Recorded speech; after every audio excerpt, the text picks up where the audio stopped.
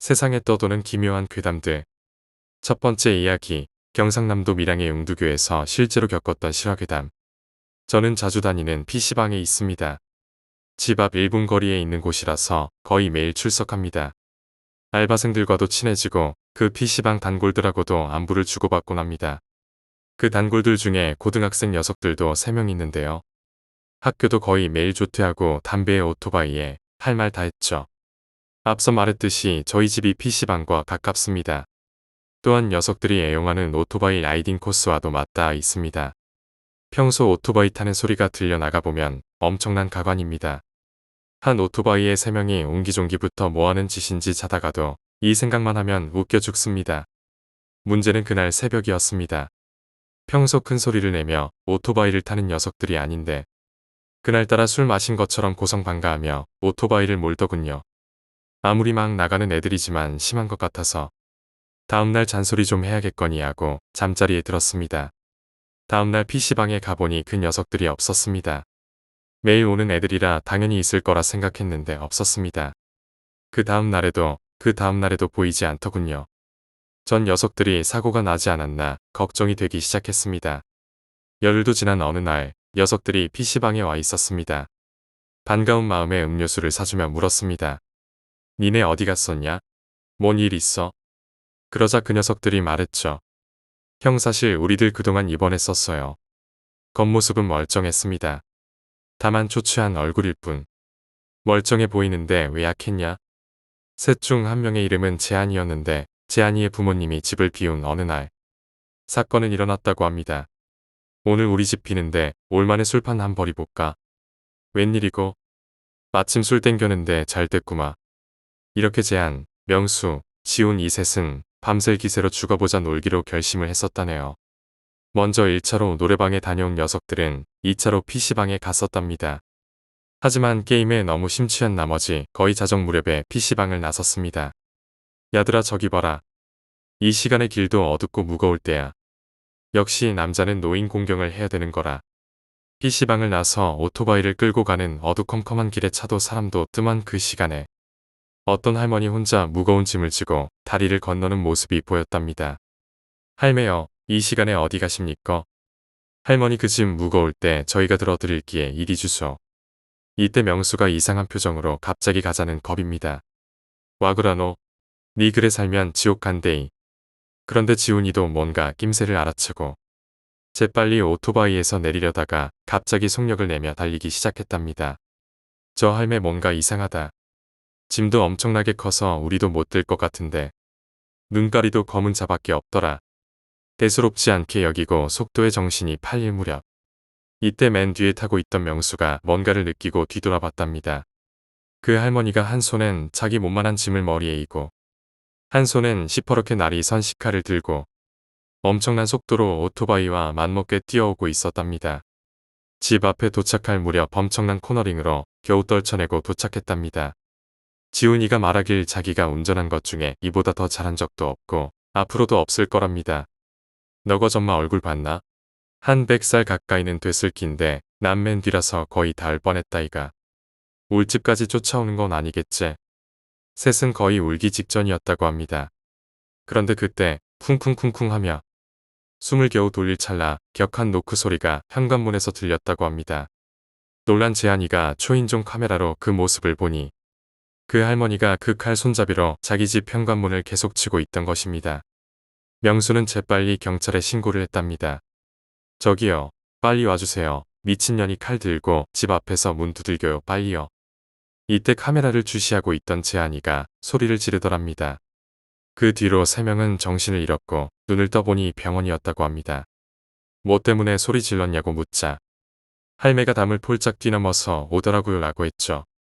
부모님들하고 의사, 경찰들이 서 있었답니다. 우리 어떻게 된 거예요? 경찰 아저씨가 말씀하시길 우리가 출동 명령받고 가곡동 다리 건너가는데 어떤 할매가 요상하게 건너는 거라. 한 손에 엄청나게 큰 짐 쥐고 자세히 보니 한 손으로 뭘 끌고 오는 거라. 난 새벽에 어디 시장 가는가 싶어가 생각해보는데 시장 방향하고 정반대인 거지. 자세히 보니까 어거들한테 무슨 새끼 줄 꼬아가 왼쪽 손목에만 묶어서 그래 끌고 오대. 셋은 놀라서 자신들의 손목을 쳐다보니 피멍이 들어있는 걸 보고 시겁했답니다.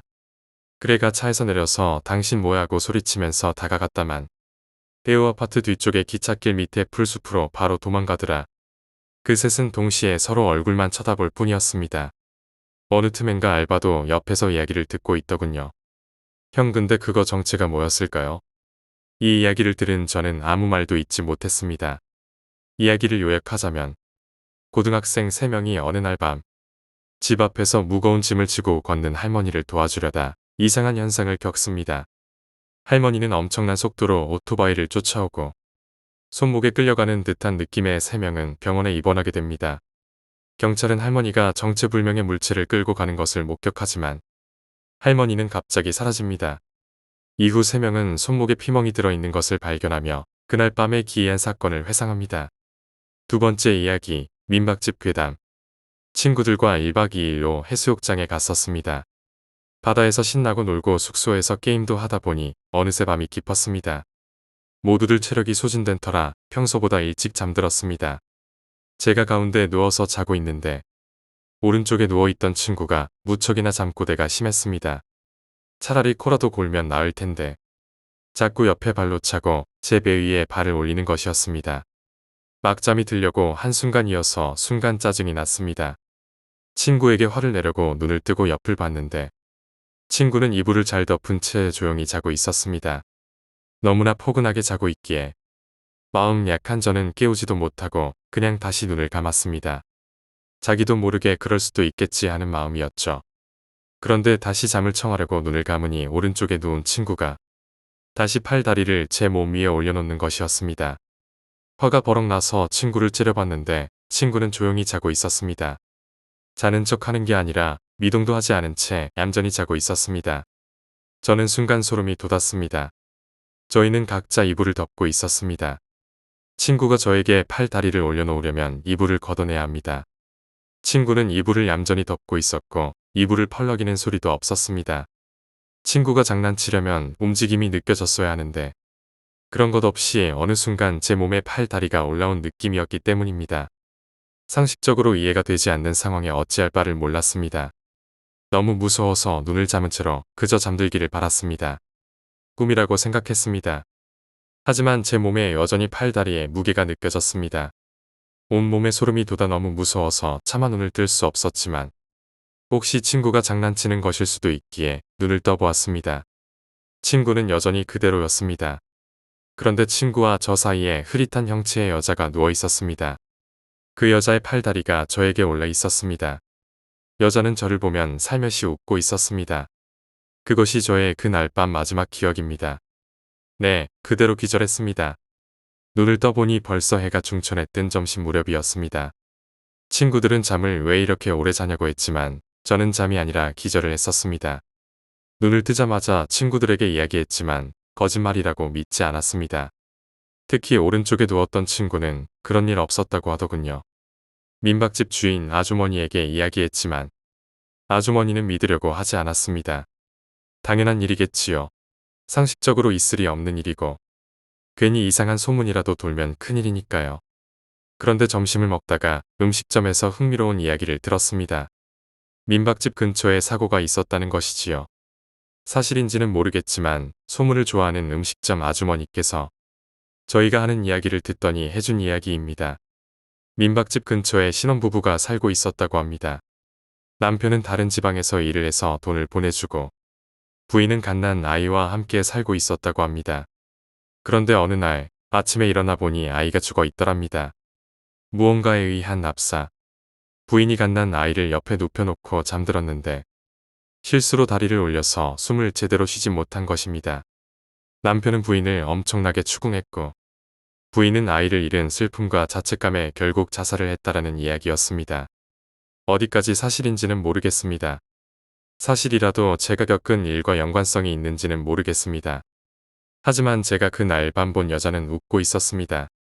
그 웃음이 왠지 무섭게 생각됩니다. 세 번째 이야기, 내 방의 귀신. 나는 내가 영적으로 좀 발달했다는 생각 따윈 한 번도 해본 적이 없었고 고3 때 종종 가위에 눌리던 심약한 여고생도 아니었다. 가끔씩 뒤통수가 서늘해진다. 누가 지켜보고 있는 것은 아닐까 하는 무서움에 떠는 수준의 평범한 19살이었다. 사실 나는 귀신보다도 당시 부모님과 떨어져 막 대학생이 된 친오빠와 함께 자취 비스무리한 걸 하고 있었기에 강도나 도둑 뭐 그런 두려움이 더 컸다. 그러면서 친구들이 거의 눌린 얘기나 귀신 본 얘기를 하면 어른스러운 척하며 다 필요 없어. 사람이 제일 무섭다. 하고 대답하곤 했다.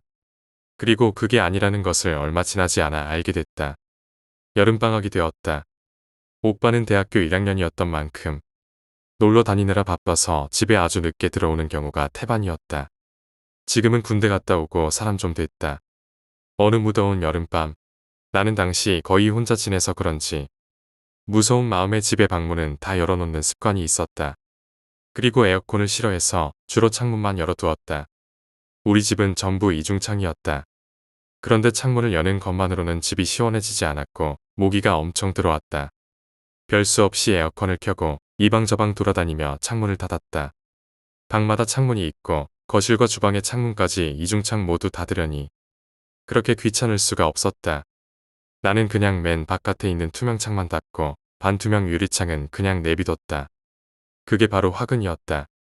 옛날부터 나는 창문이라던가 반쯤 열린 문틈 그런 게 퍽이나 무섭다고 생각했는데 그날은 그냥 개의치 않고 컴퓨터 좀 하다가 자려고 누웠다. 참고로 내 방은 꽤 넓다. 피아노, 화장대, 책상, 책장, 침대 이 모든 게 들어가도 방 중앙에 공간이 많이 남아서 보통 거기에 두꺼운 침대 시트를 깔아놓고 앉아서 놀곤 했다. 방 안에 사실 널찍한 빈 공간이 있다는 것은 유쾌한 일이 아니다. 늘 찜찜했던 공간이 유난히 신경 쓰였다. 침대에 누워 화장대에 놓인 시계를 보니 새벽 2시쯤. 뭔가 싸늘한 기분이 들었다. 아무 일도 일어나지 않았는데 그렇게 무서운 기분이 드는 것은 난생 처음이었다. 어느 정도였냐면 누워있는데 종아리까지 부들부들 떨릴 정도였으니 나는 온방에 불을 하나도 끄지 않고 모두 켜고 침대에 다시 누웠다. 에어컨 때문이겠지. 찬바람 때문에 추운 거야. 그렇지 뭐. 하고 생각하는데 귀신이 나오면 추워진다는 얘기가 생각났다. 발을 이불 속으로 집어넣었다. 내가 무섭다고 느끼는 것을 인정하면 죽을 만큼 무서워질 것 같았다. 그래서 그냥 일상적인 생각을 해보고자 노력하며 친구에게 전화해서 왜 여태 안 자냐는 둥, 학원 숙제는 했냐는 둥 통화를 하고 끊었다. 오빠는 아직 돌아오지 않았고 나는 괜히 더 무서워졌다. 내 방의 창밖을 봤다. 어떤 하얀 것이 보였다. 나는 별 생각 없이 고개를 돌리고 핸드폰을 다시 집어들었다. 그 하얀 것은 아마도 창문에 걸린 커튼이 비친 걸 것이라. 그런데 만약 그것이 진짜 커튼인데 내가 평생 귀신이었던 것이라 생각하고 살면 어쩌지 하는 불안감이 생겼다.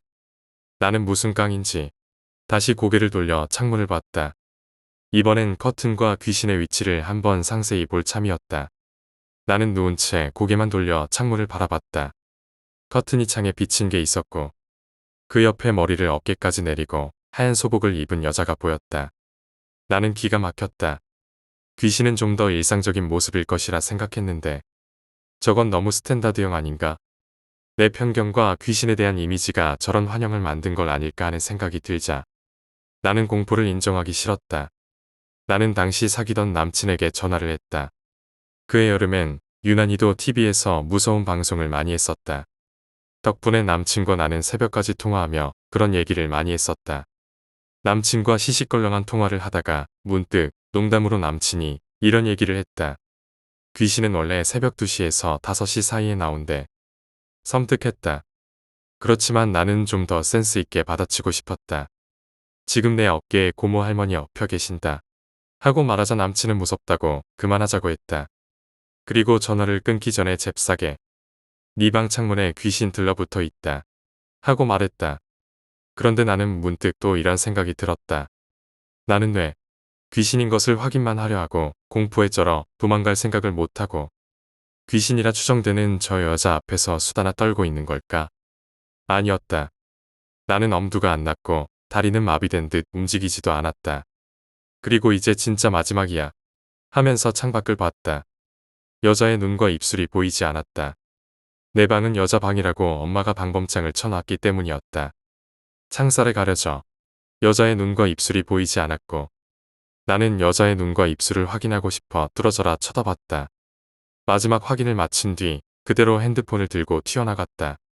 그런데 나는 현관문을 박차고 나가며 혹시 저 여자 귀신이 한 바퀴 휙 돌아 내 방 앞에 있다가 현관으로 따라오면 어쩌지 하는 생각이 들었다.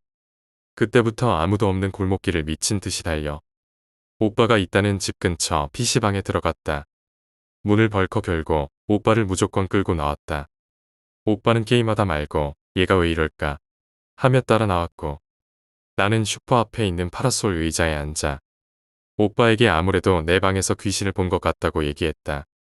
오빠는 잠시 벙쪄 있더니 그럼 나도 이제 MT 같은 데 가서 내 친구의 누나의 친구의 오빠가 겪은 무서운 얘기가 아니고 딱 부러지게 내 동생이 겪은 무서운 얘기를 말할 수 있는 거네 하고 싱글벙글했다. 그리고는 게임 마무리할 테니 여기서 1시간만 기다리라고 했다.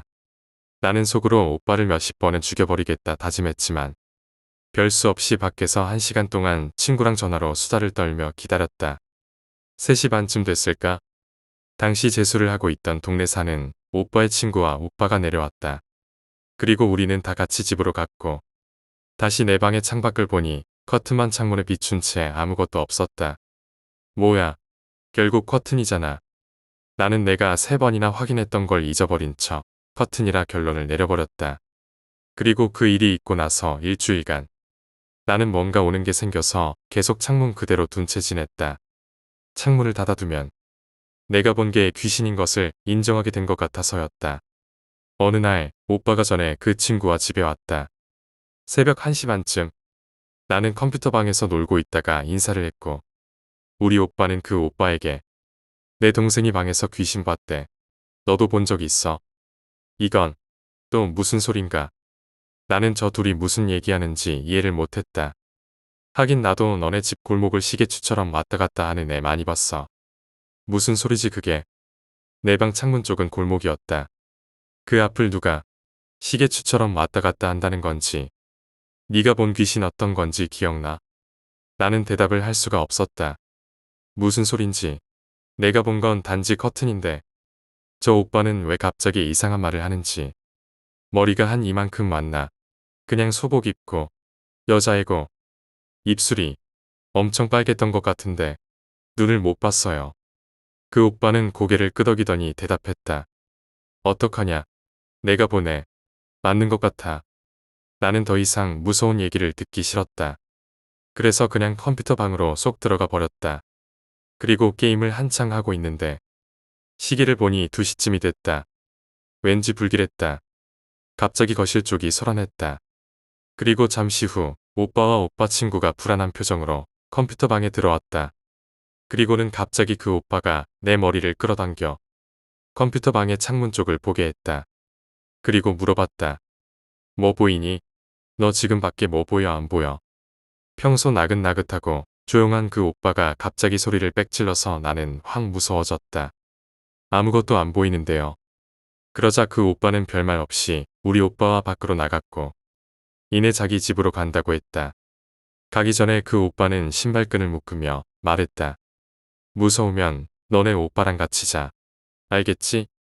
나는 어이가 없었다. 아무리 무서워도 내 나이에 무슨 오빠랑 같이 침대에 눕는단 말인가. 나는 그 오빠를 배웅하고 내 방에 들어가려는데 오빠가 말렸다. 이거 제가 너 무서워할 거라고 말하지 말랬는데 어차피 너도 무서운 마음보다 호기심이 더 크지. 그러니까 말해줄게. 하고 자기 멋대로 결론을 내고 이야기를 시작했다. 내 친구가 본 그 여자 귀신. 자기가 이 동네에 이사 왔을 때부터 있던 애래. 그리고 네 또래라네. 그리고 내 친구랑 눈이 마주치면 대부분 귀신들이 먼저 피한다는데 그 애는 늘 자길 노려보던 애라네.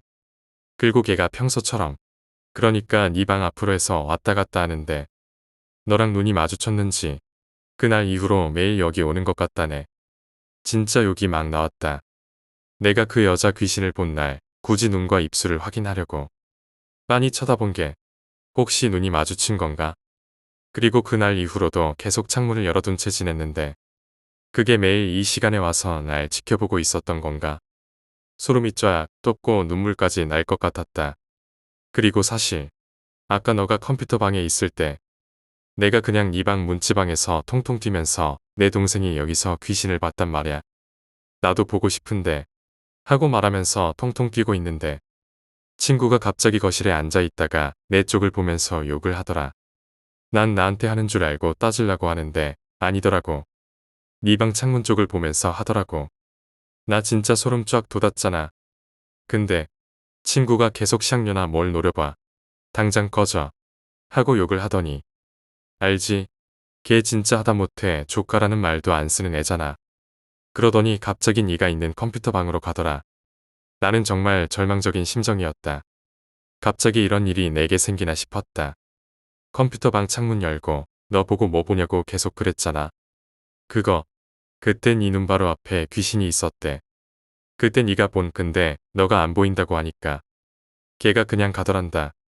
그러니까 한마디로 걔가 너 보려고 일주일 동안 매일 왔는데 오늘 내 친구가 꺼지라고 하니까 너 찾으려고 반바퀴 돌아서 내가 있는 컴퓨터 방까지 간 거지. 좀 무섭더라. 거기까지 말을 한 오빠에게 나는 절망적인 심정으로 물었다. 어떻게 쫓아낼 방법 없대? 그리고 그 오빠는 뭔데 그런 걸 보고 다녀? 그러자 오빠는 말했다. 어렸을 때부터 보였대. 나한테도 그런 사실 말해준 거 우리가 알고 5년쯤 지나서였어. 걔 원래 무거운 애잖아. 네가 그 귀신 쫓아보라니까. 보통은 자기랑 눈이 마주치면 알아서 비킨다는데 네 방에 붙은 애는 노려보건 욕하건 신경 안 쓰는 애란다. 네 방 안으로는 안 들어오잖아. 뭐 어때? 그렇다. 그 오빠는 우리 집에 놀러와서 내가 인사를 하면 늘 시선은 다른 데에 있었다. 그래서 나는 오빠에게 그 오빠 뭔가 기분 나쁘다며 자주 말하곤 했었다. 여하튼 나는 그런 말까지 듣고 도저히 내 방에서 살기가 싫었다. 그런데 오빠가 갑자기 내 방으로 들어가 침대에 누워 창밖을 바라봤다. 네가 여기서 뭘 봤다 이거지? 나는 왜 안 보이냐? 근데 정확히 어디서 본 거야? 하고 묻길래 나도 모르게 오빠 옆에 누워서 말했다. 그러니까 저기 두 번째 창살이랑 세 번째 창살 있지. 더 말하려는데 입안에 비명이 맴돌고 차마 밖으로는 터져 나오지 않았다. 내가 말하고 있는 동안 바로 그 여자 귀신이 천천히 창문 쪽으로 머리를 내밀고 있는 것이 아닌가.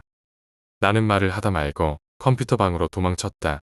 그 일이 있은 후 내 방은 거의 폐쇄되었다. 근 한 달을 그 방에 들어가지도 않았다.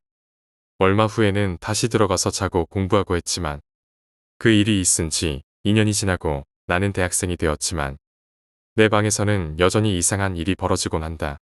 내 방에서 자던 어느 날은 자고 있는데 창문에서 뭔가 쿵 하고 뛰어내리더니 무서운 속도로 쿵쿵거리며 달려와 내 옆에 눕는가 하면 무슨 시몬스 침대 광고처럼 정말 광하고 침대에 눕는다. 좀 조용히나 누울 것이지. 내 방 안에 널찍한 빈 공간을 누가 계속 걸어다닌다. 걸어다니는 걸 어떻게 아느냐 하면 소리가 난다. 발바닥과 장판이 닿았다 떨어지는 찌익하는 소리. 그 소리는 한동안 계속되다가 어느 순간 멈추는데 그게 제일 싫다. 멈춘다는 것은 어딘가 서서 어딘가를 응시하고 있다는 말.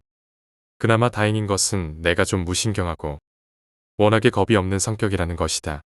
그 일이 있은 후 나는 불안함의 부적도 사다 붙이고 했지만 별 효과는 없는 것 같다.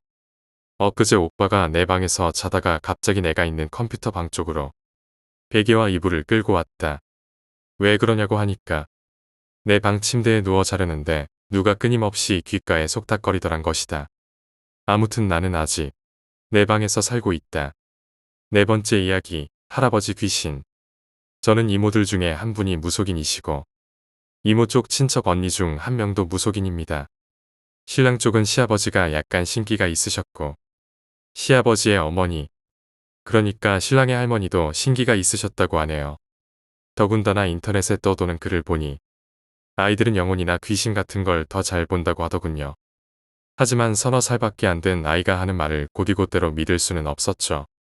여기 시골로 이사 오기 전 서울 망원동의 빌라촌에 살 때였습니다. 지금도 가난하지만 그땐 돈이 없어서 보증금 500만 원의 작은 방 2칸짜리 월세집에서 살았어요. 주인은 연세가 좀 있으신 할아버지와 할머니로 바로 위층에 사셨습니다. 저희 이사 들어올 때 주인 할아버지께서 계단이 지저분해졌다면서 골목에 서 있던 저에게 수건을 던져주시며 닦으라고 하셨어요. 어이도 없고 기분도 나빴는데 그만큼 빌라에 애정이 많으셨죠. 그런데 어느 날부터인가 할아버지께서 안 보이시는 거예요. 주인 할머니께 여쭤보니 몸이 조금 안 좋으셔서 병원에 입원해 계시다고 하시더군요. 많이 안 좋은 건 아니라 곧 퇴원하실 것 같다고. 할머니께서 시간 날 때마다 병원 가서 수발 드시는 것 같았어요. 곧 퇴원하실 것 같다는 말에 저도 별로 신경 안 쓰고 있었는데 어느 날 자기 전에 안방 불을 다 끄고 작은 방 불빛에 의지해서 아이들 잠자리를 봐주고 있을 때였어요. 당시 3살 딸내미가 갑자기 엄마 저기 장롱 위에 파란 할아버지 있어. 이러는 거예요. 순간 진짜 너무 무서웠어요. 내 딸내미인데 진짜 무서웠죠. 작은 방에 있던 신랑을 불러서 애가 이런 소리를 한다니까 신랑도 살짝 졸라서 재차 확인하더군요. 아직 말 완전히 잘 못할 때라 똑같은 질문을 2번 해도 금방 답이 바뀌던 아이였는데 여튼 그날은 장롱 위를 계속 의식하며 식은땀을 흘리며 잤었죠. 그리고 시간은 흘러 1달이 지나고 2달이 지났는데도 주인 할아버지는 퇴원하지 않으셨어요. 할머니께 전에 듣기론 점점 상태가 나빠지시고만 있다고. 그날은 내 식구가 차로 10분 거리에 있는 시어머니 댁에 다녀오는 길이었어요. 골목이랑 빌라 앞 주차장이 좁아 앞에 서 있는 차가 나갈 때까지 기다리는데 우리 빌라에서 주인 할머니가 까만 상복을 입고 내려 오시더니 차에 타시더라고요. 까만 상복 입은 자제분들도 몇 분 계시고 할아버지가 돌아가셨구나. 안타까운 생각만 들더라고요. 그리고 얼마 후 그날은 햇빛이 밝은 주말 낮이었던 걸로 기억합니다.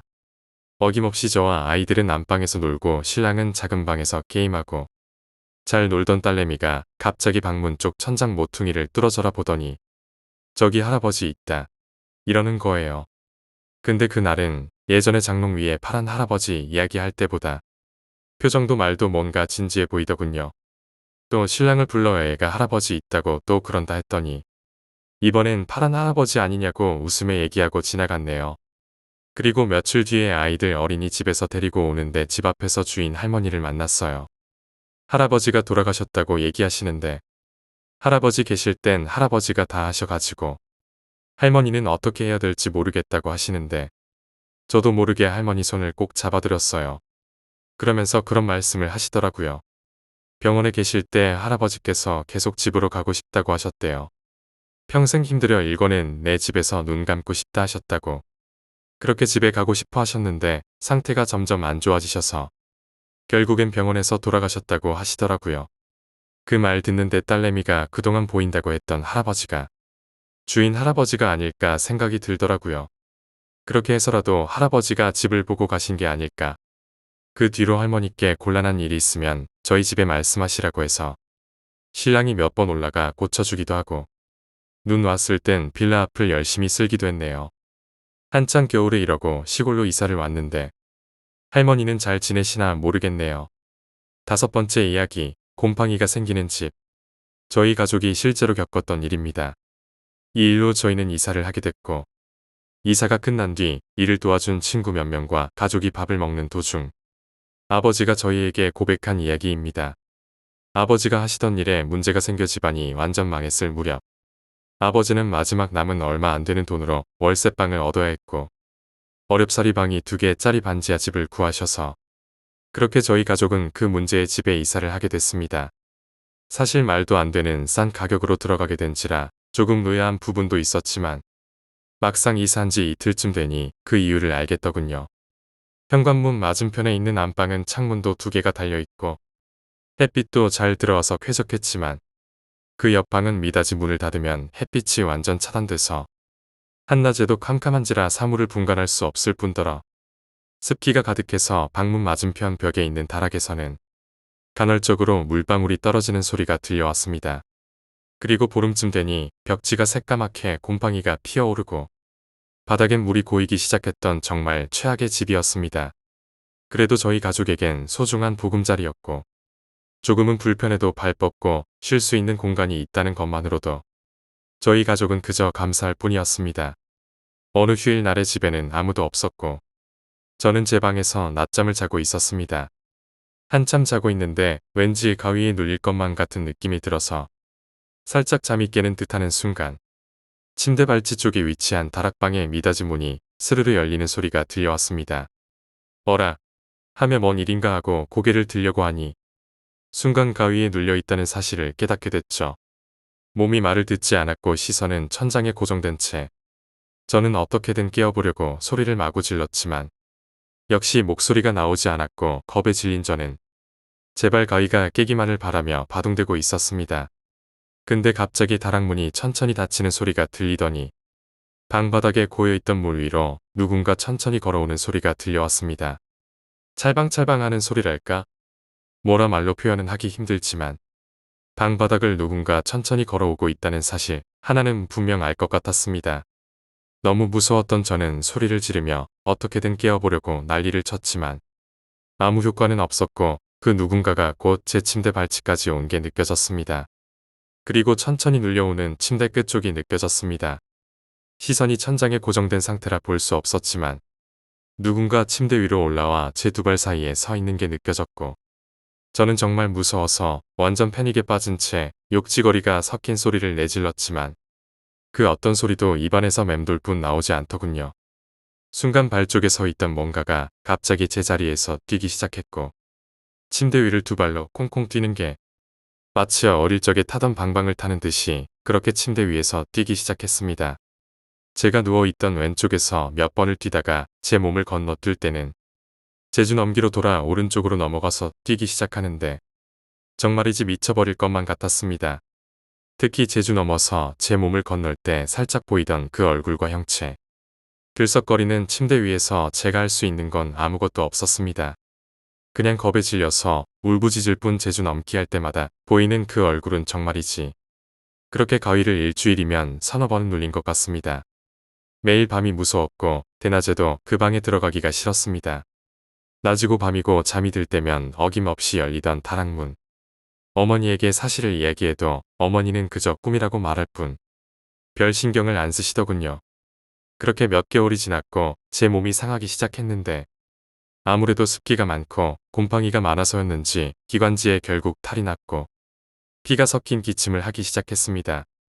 하지만 병원에서는 전혀 문제가 없었고 혹시 자다가 코피를 흘리면 목과 코 쪽에 피가 고이는 경우도 있어서 그런 걸 수도 있다고만 하더군요. 하지만 제 몸은 날이 갈수록 안 좋아졌고 아버지는 결국 이사를 하시기로 결정했습니다. 물론 정말 싼 월세값이 아쉽지만 제가 호흡기 쪽에 문제가 생긴 건 아무래도 곰팡이와 습기라고 여기셨기에 이사를 하기로 하셨고 집주인과 상의를 슬슬 해야겠다고 말씀하셨습니다. 그러나 이틀 뒤 갑자기 아버지가 이사를 하시겠다며 고작 몇 집 건너로 이사를 한다며 짐을 옮기시더군요. 저는 아버지의 행동이 조금 이해가 안 갔지만 이 지긋지긋한 곳에서 벗어난다는 생각에 친구를 불러 신나게 이삿짐을 날랐고 이사는 곧 마무리가 됐습니다. 그리고 마지막 몇 개의 짐을 나르기 위해 아버지랑 차에 올라탄 뒤 아버지는 넌지시 제게 이렇게 물어오셨습니다. 너 그 방에서 귀신 자주 봤다며? 저는 조금 당황한 채 머뭇거리다가 괜히 절 이상하게 보실까봐 그냥 꿈을 꾼 거라고 대충 둘러댔는데 아버지가 다시 물어보셨습니다. 엄마한테 얘기 들었다. 어떻게 생겼는지도 듣고. 너 그거 진짜냐? 꿈 같은 거 아냐? 진짜 그런 가위를 계속 눌린 거야? 당황한 저는 그냥 꿈일 뿐이라고 대충 마무리 지었고 아버지는 더 이상 묻지 않으셨습니다. 그리고 이사가 끝난 뒤 저녁 식사 시간에 아버지가 이런 고백을 하셨습니다. 정말 난생 처음 듣는 떨리는 목소리로 말입니다. 사실은 말이다. 내 건강이 점점 안 좋아지는 게 신경 쓰여. 아무래도 이사를 해야 될 것 같아서 3층에 있는 주인 집에 올라갔는데 말이다. 마침 그 집이 제사라서 음식을 마련하고 사람들도 많이 모여 있길래 그냥 인사만 하고 나오려는데 집주인 여자가 음식 좀 가져가라고 막 사주더라고. 그러면서 하는 말이 오늘이 자기 남편 제사 날이라고 그러더라고. 그러면서 어쩐 일로 왔냐고 하길래 그냥 애가 좀 많이 아파서 이사를 가려고 한다고 말했지.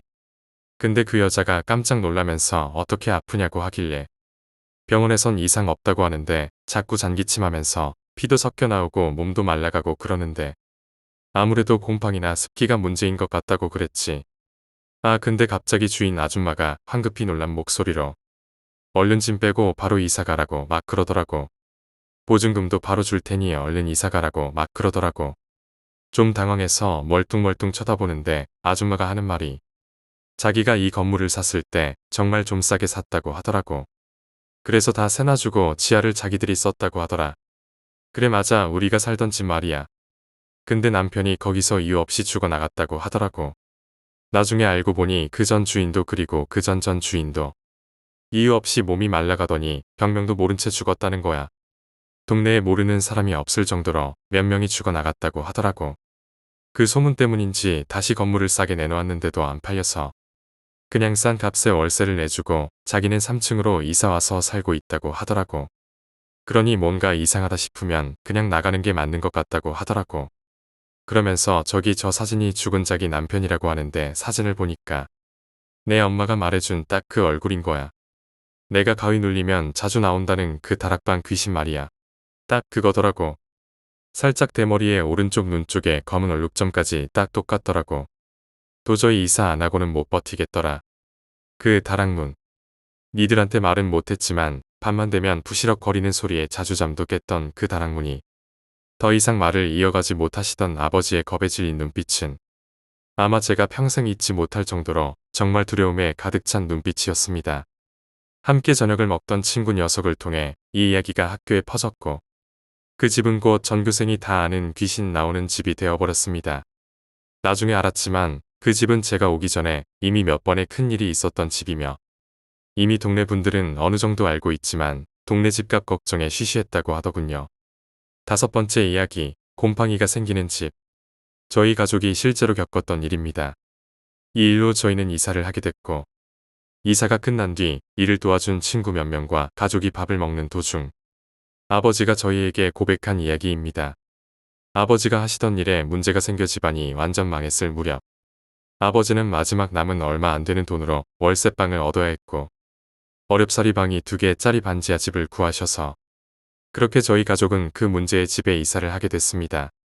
사실 말도 안 되는 싼 가격으로 들어가게 된지라 조금 의아한 부분도 있었지만 막상 이사한 지 이틀쯤 되니 그 이유를 알겠더군요.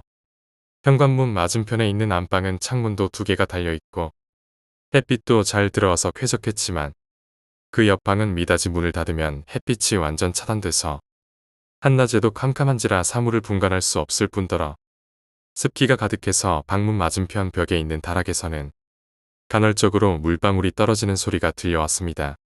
그리고 보름쯤 되니 벽지가 새까맣게 곰팡이가 피어오르고 바닥엔 물이 고이기 시작했던 정말 최악의 집이었습니다. 그래도 저희 가족에겐 소중한 보금자리였고 조금은 불편해도 발 뻗고 쉴 수 있는 공간이 있다는 것만으로도 저희 가족은 그저 감사할 뿐이었습니다. 어느 휴일 날의 집에는 아무도 없었고 저는 제 방에서 낮잠을 자고 있었습니다. 한참 자고 있는데 왠지 가위에 눌릴 것만 같은 느낌이 들어서 살짝 잠이 깨는 듯하는 순간 침대 발치 쪽에 위치한 다락방의 미닫이 문이 스르르 열리는 소리가 들려왔습니다. 어라 하며 뭔 일인가 하고 고개를 들려고 하니 순간 가위에 눌려있다는 사실을 깨닫게 됐죠. 몸이 말을 듣지 않았고 시선은 천장에 고정된 채 저는 어떻게든 깨어보려고 소리를 마구 질렀지만 역시 목소리가 나오지 않았고 겁에 질린 저는 제발 가위가 깨기만을 바라며 바둥대고 있었습니다. 근데 갑자기 다락문이 천천히 닫히는 소리가 들리더니 방바닥에 고여있던 물 위로 누군가 천천히 걸어오는 소리가 들려왔습니다. 찰방찰방하는 소리랄까? 뭐라 말로 표현은 하기 힘들지만 방바닥을 누군가 천천히 걸어오고 있다는 사실 하나는 분명 알 것 같았습니다. 너무 무서웠던 저는 소리를 지르며 어떻게든 깨어보려고 난리를 쳤지만 아무 효과는 없었고 그 누군가가 곧 제 침대 발치까지 온 게 느껴졌습니다. 그리고 천천히 눌려오는 침대 끝쪽이 느껴졌습니다. 시선이 천장에 고정된 상태라 볼 수 없었지만 누군가 침대 위로 올라와 제 2발 사이에 서 있는 게 느껴졌고 저는 정말 무서워서 완전 패닉에 빠진 채 욕지거리가 섞인 소리를 내질렀지만 그 어떤 소리도 입안에서 맴돌 뿐 나오지 않더군요. 순간 발 쪽에 서 있던 뭔가가 갑자기 제 자리에서 뛰기 시작했고 침대 위를 2발로 콩콩 뛰는 게 마치 어릴 적에 타던 방방을 타는 듯이 그렇게 침대 위에서 뛰기 시작했습니다. 제가 누워있던 왼쪽에서 몇 번을 뛰다가 제 몸을 건너뛸 때는 제주 넘기로 돌아 오른쪽으로 넘어가서 뛰기 시작하는데 정말이지 미쳐버릴 것만 같았습니다. 특히 제주 넘어서 제 몸을 건널 때 살짝 보이던 그 얼굴과 형체. 들썩거리는 침대 위에서 제가 할 수 있는 건 아무것도 없었습니다. 그냥 겁에 질려서 울부짖을 뿐 제주 넘기 할 때마다 보이는 그 얼굴은 정말이지. 그렇게 가위를 일주일이면 서너 번 눌린 것 같습니다. 매일 밤이 무서웠고 대낮에도 그 방에 들어가기가 싫었습니다. 낮이고 밤이고 잠이 들 때면 어김없이 열리던 다락문. 어머니에게 사실을 이야기해도 어머니는 그저 꿈이라고 말할 뿐 별 신경을 안 쓰시더군요. 그렇게 몇 개월이 지났고 제 몸이 상하기 시작했는데 아무래도 습기가 많고 곰팡이가 많아서였는지 기관지에 결국 탈이 났고 피가 섞인 기침을 하기 시작했습니다. 하지만 병원에서는 전혀 문제가 없었고 혹시 자다가 코피를 흘리면 목과 코 쪽에 피가 고이는 경우도 있어서 그런 걸 수도 있다고만 하더군요. 하지만 제 몸은 날이 갈수록 안 좋아졌고 아버지는 결국 이사를 하시기로 결정했습니다.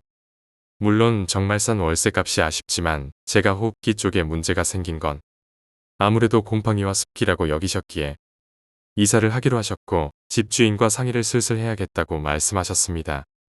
그러나 이틀 뒤 갑자기 아버지가 이사를 하시겠다며 고작 몇 집 건너로 이사를 한다며 짐을 옮기시더군요. 저는 아버지의 행동이 조금 이해가 안 갔지만 이 지긋지긋한 곳에서 벗어난다는 생각에 친구를 불러 신나게 이사짐을 날렸고 이사는 곧 마무리가 됐습니다. 그리고 마지막 몇 개의 짐을 나르기 위해 아버지랑 차에 올라탄 뒤 아버지는 넌지시 제게 이렇게 물어오셨습니다. 너 그 방에서 귀신 자주 봤다며? 저는 조금 당황한 채 머뭇거리다가 괜히 절 이상하게 보실까봐 그냥 꿈을 꾼 거라고 대충 둘러댔는데 아버지가 다시 물어보셨습니다. 엄마한테 얘기 들었다. 어떻게 생겼는지도 듣고. 너 그거 진짜냐? 꿈 같은 거 아냐? 진짜 그런 가위를 계속 눌린 거야? 당황한 저는 그냥 꿈일 뿐이라고 대충 마무리 지었고 아버지는 더 이상 묻지 않으셨습니다. 그리고 이사가 끝난 뒤 저녁 식사 시간에 아버지가 이런 고백을 하셨습니다. 정말 난생 처음 듣는 떨리는 목소리로 말입니다. 사실은 말이다. 내 건강이 점점 안 좋아지는 게 신경 쓰여. 아무래도 이사를 해야 될 것 같아서 3층에 있는 주인 집에 올라갔는데 말이다. 마침 그 집이 제사라서 음식을 마련하고 사람들도 많이 모여 있길래 그냥 인사만 하고 나오려는데 집주인 여자가 음식 좀 가져가라고 막 싸주더라고. 그러면서 하는 말이 오늘이 자기 남편 제사 날이라고 그러더라고. 그러면서 어쩐 일로 왔냐고 하길래 그냥 애가 좀 많이 아파서 이사를 가려고 한다고 말했지. 근데 그 여자가 깜짝 놀라면서 어떻게 아프냐고 하길래 병원에선 이상 없다고 하는데 자꾸 잔기침하면서 피도 섞여 나오고 몸도 말라가고 그러는데 아무래도 곰팡이나 습기가 문제인 것 같다고 그랬지. 아 근데 갑자기 주인 아줌마가 황급히 놀란 목소리로 얼른 짐 빼고 바로 이사 가라고 막 그러더라고.